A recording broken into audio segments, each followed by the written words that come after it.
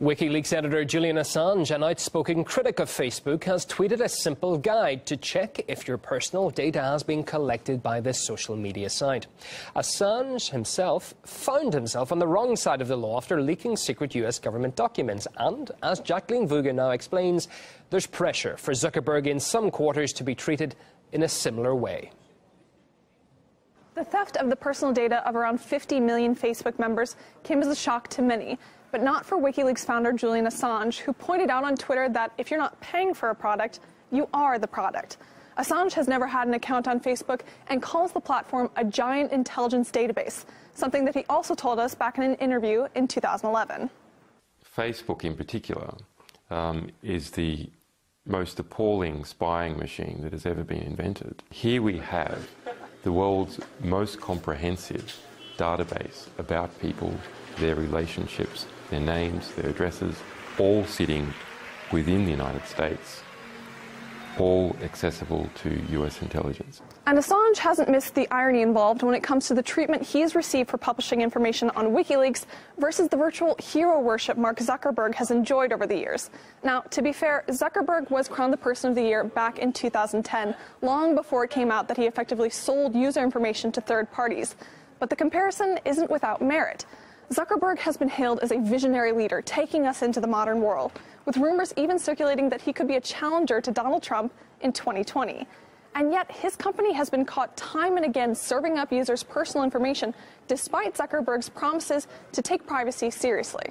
You know, on most other services, their privacy is an important thing, but on Facebook, privacy is central. I mean, we take our role really seriously. I think it's my job and our job to protect everyone who uses Facebook and all the information that they share with us. But actions speak louder than words, right? Back in 2011, the platform settled with the Federal Trade Commission over charges that third-party apps were able to access nearly all of a user's personal data, unbeknownst to them. And Facebook promised to fix the problem. Sound familiar? Just a couple of years later, a bug was found on the site that exposed the email addresses and phone numbers of 6 million Facebook users. And as a part of a legal battle running since 2015, Belgian courts ordered the social media giant in February of this year to stop collecting the private information of Belgian users on third-party sites, a decision that Facebook is not accepting and continues to appeal. And that brings us to today and to this rather amusing meme. Julian Assange has been living in a London embassy for over 5 years, has had his life threatened by politicians, and has been called a traitor for his work as a whistleblower. And while Zuckerberg may not exactly be sitting pretty at the moment, what with the hit his company's stocks have taken and the requests from both the US and the UK to testify on the situation, I highly doubt the guy will be facing life-threatening consequences, if any at all. But only time will tell.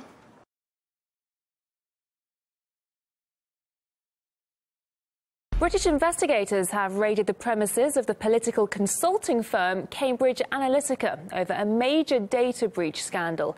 The company is known for having worked with Donald Trump's election team in 2016 and is under investigation for allegedly mining data from some 50 million social media accounts.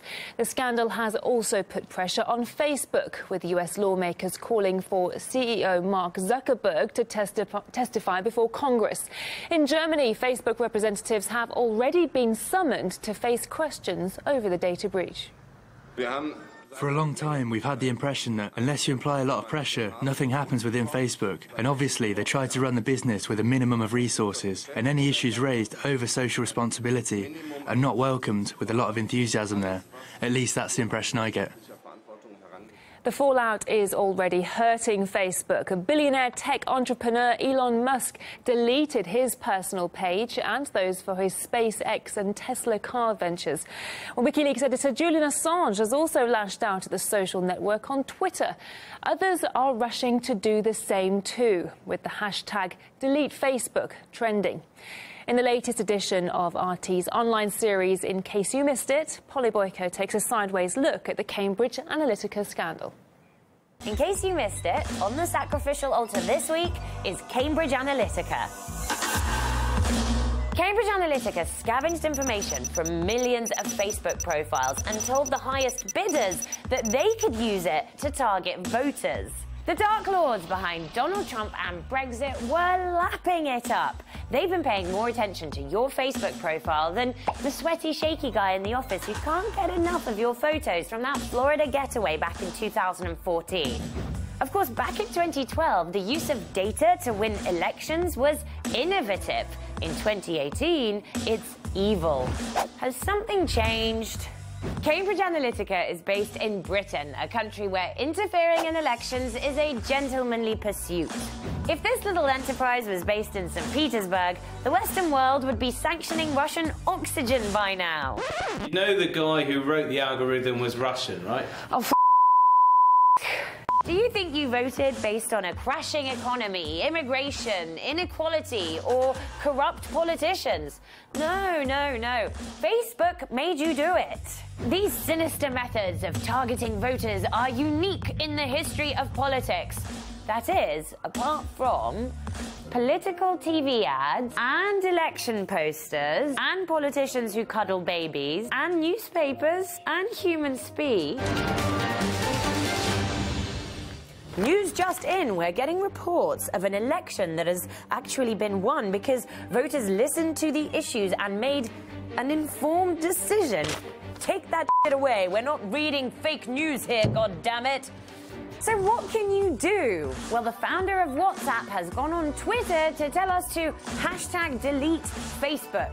Thank God there are all those other social networks to tell us what to do. In the East. We'll be back. The Globalist Blitzkrieg. You know, I said I'd go to calls, but our guest is leaving us here. I'm going to open the phones up for Ben Garrison coming up.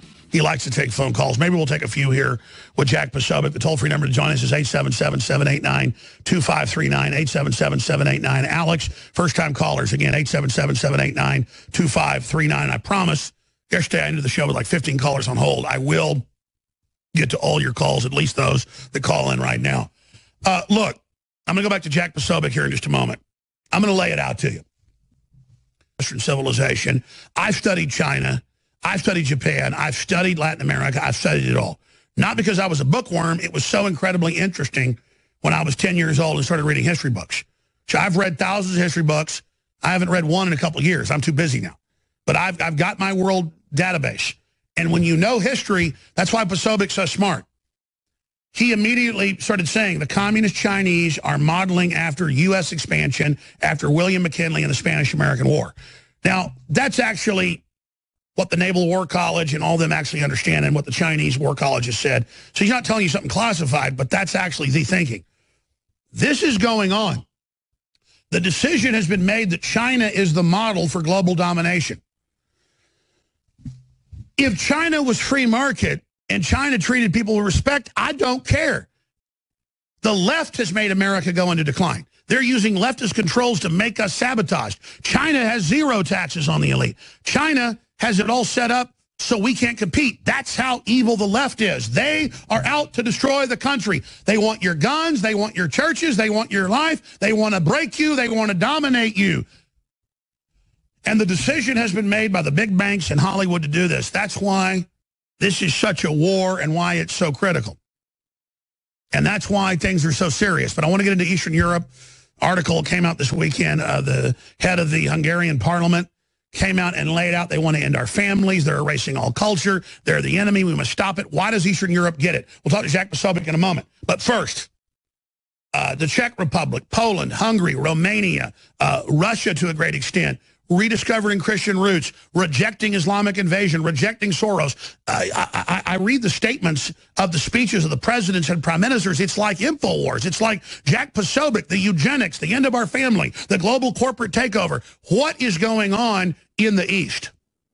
Well, Alex, in Eastern Europe, they've been through this so many times before with different invasions, whether it be from the Ottoman Turks, whether it be from the Huns in Central Asia that have come through. They've fought for their civilization. They fought for their culture so many times, and they just got over the communist, essentially Soviet occupation of Eastern Europe with the Warsaw Pact. They're still digging out from under that. And that's why they understand and are so sensitive to any of these takeover attempts, any of these foreign ideologies that are being pushed on top of them by these people that are going after, they're trying to change this, and they're trying to stop anyone who speaks out against it. They're trying to shut anyone down who is a whistleblower. We now know, of course, one piece of information that my sources are telling me, Alex, is you mentioned Cambridge Analytica earlier and the investigation. What I've heard is that actually they're trying to tie that back to Julian Assange and WikiLeaks and his activity that had gone on during the election. They're trying to tie it back, say that he took stolen documents and posted them on Facebook and posted them on Twitter, and that Cambridge Analytica was driving the whole thing. And they're trying to use this to pin down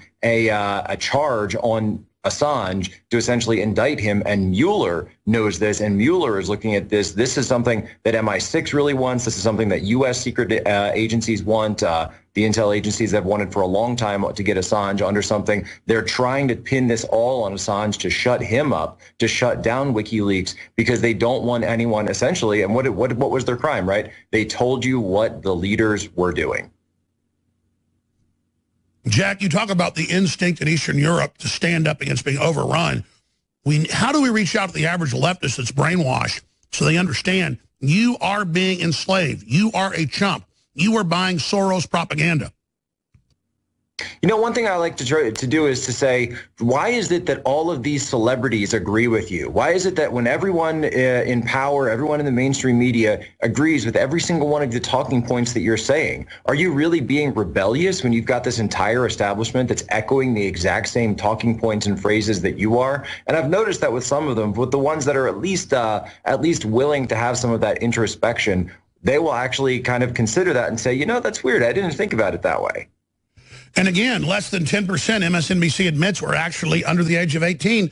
This is giant, ridiculous astroturf. And I go back to that question. Trump on the omnibus bill, giving lip service to the gun control. What do you think he's doing there? I think it's appeasement, Alex. He's trying to appease the left. He's trying to say that he's doing something that's bipartisan. I agree, but that only encourages these people. No, they said, there was one student that gave a speech at the March for Our Lives and said, if you give us an inch on bump stocks, we will take a mile. That was specifically what the quote was. Yeah, that was Delana Tarr. Do we have that clip of her? Here she is. There are so very many things, so many steps to take. Like right now, sign our petition. It takes 2 seconds, and it matters. We will take the big, and we will take the small, but we will keep fighting. When they give us that inch, that bump stock ban, we will take a mile. We are not here for breadcrumbs. We are here for real change. And there you go. I mean, they just, I said that and my ears went straight up. My antenna went straight up and said, there it is. That's the signal right there. We got to go to break, do 5 more minutes with you, because I want to ask you a critical question. I want to ask the audience this question, and I want to ask them to think about this. Why, after decades of saying they don't want to confiscate the guns, they don't want to repeal the Second Amendment, why suddenly at the March to Grab Your Guns, at the March to Enslave America, on the New York Times, former Supreme Court justices, why are they suddenly admitting they want to confiscate the guns? Why are they now admitting it? Because when they finally get to the point of doing it, they've got to go from denying it to doing it. That's why. That's my answer. I'm going to ask Posobiec what he thinks. Your phone call's coming up. Please spread the live links however you're watching or listening. Without you, the globalists will win. We are in a war. This is the fight for the Second American Revolution, and it's worldwide. Stay with us.